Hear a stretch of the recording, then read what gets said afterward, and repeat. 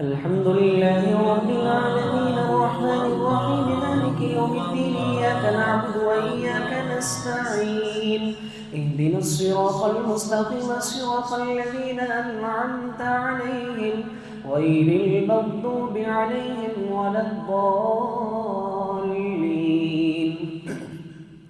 بسم الله الرحمن الرحيم ألف لام ميم ذلك الكتاب لا ريب فيه هدى للمتقين الذين يؤمنون بالغيب ويقيمون الصلاة ومما رزقناهم ينفقون والذين يؤمنون بما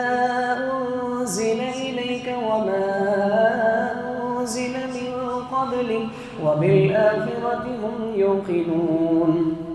أولئك على هدى من ربهم وأولئك هم المفلحون إن الذين كفروا سواء عليهم أأنذرتهم أم لم تنذرهم لا يؤمنون ختم الله على قلوبهم وعلى سمعهم وعلى أبصارهم غشاوة ولهم عذاب عظيم ومن الناس من يقول آمنا بالله وباليوم الآخر وما هم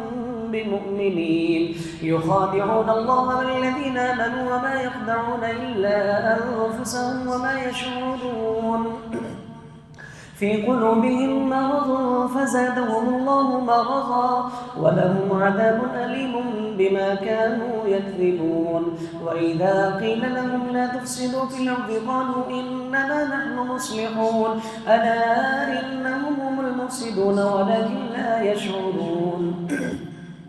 وإذا قيل لهم آمنوا كما آمن الناس قالوا أنؤمن كما آمن السفهاء ألا إنهم هم السفهاء ولكن لا يعلمون وإذا لقوا الذين آمنوا قالوا آمنا وإذا خلوا إلى شياطينهم قالوا إنا معكم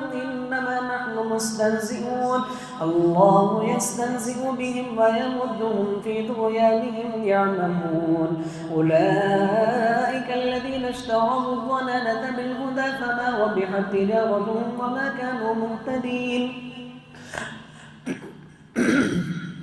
مثلهم كمثل الذي استوقد نارا